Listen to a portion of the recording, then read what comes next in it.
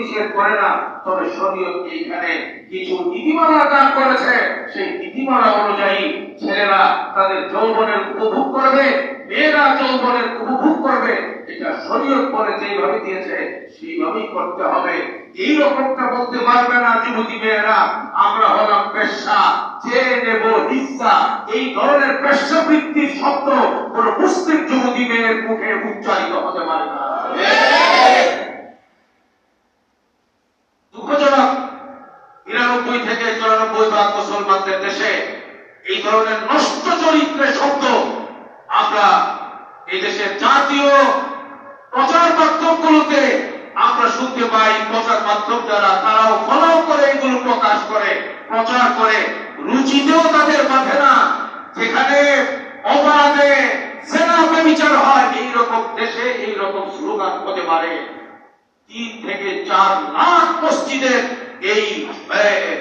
এই দেশে, ওলি আউলিয়াদের এই দেশে হাজার হাজার মাদ্রাসা, লক্ষ লক্ষ আলেম, লক্ষ লক্ষ হাফেজ, কোটি হাফেজ, লক্ষ লক্ষ কোটি হাজী সাহেব, এবং যারা আমরা আল্লাহকে পেতে চাই, আল্লাহকে রাজি আর খুশি করতে চাই, এইরকম একটা মুসলিম নিয়ন্ত্রিত ইসলামকে পালন করে রক্ষণশীল একটা দেশে ইন্টারিম সরকারের চোখের সামনে এরকম নষ্ট চরিত্রের ছেলে মেয়েরা এরকম উস্কানিমূলক বক্তব্য দেবে, এটা কোনো অবস্থাতেই মেনে নেওয়া যায় না।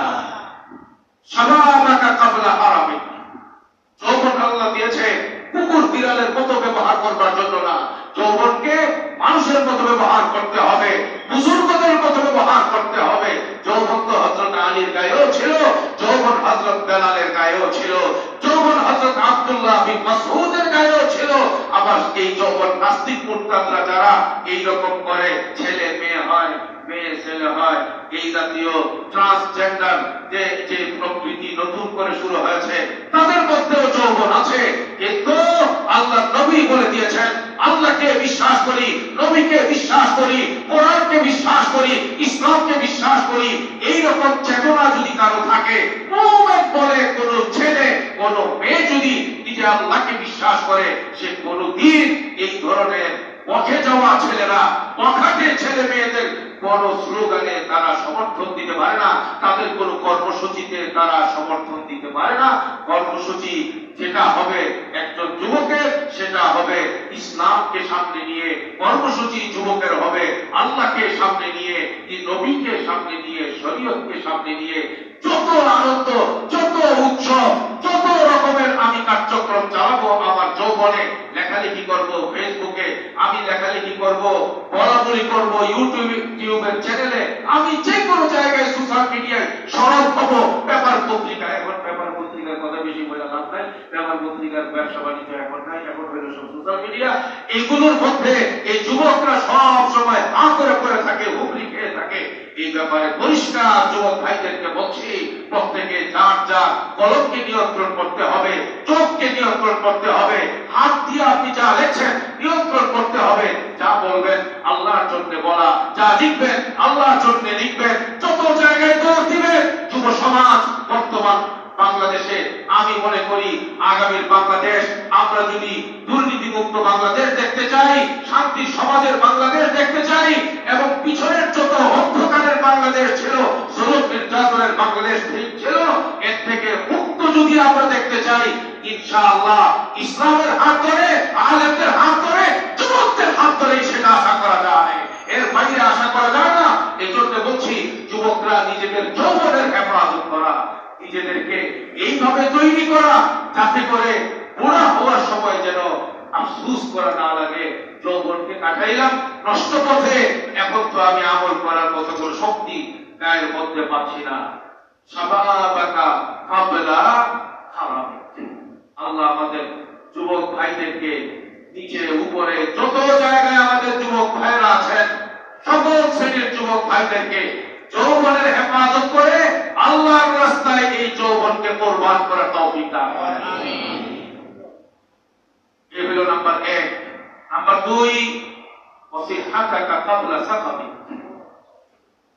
আখিরাতের প্রস্তুতি নেওয়ার জন্য 2 নাম্বার প্রেসক্রিপশন হলো, নবীজি বলে তুমি তোমার সুস্থতাকে কদর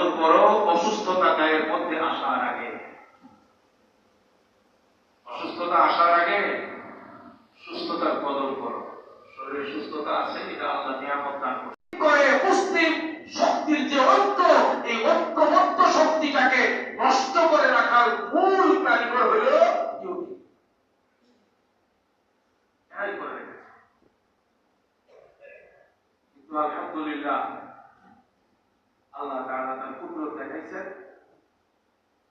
এত বছর পর্যন্ত ইসরাইল ভেবেছিল তাকে কিয়ামত হলো অবসর সময়।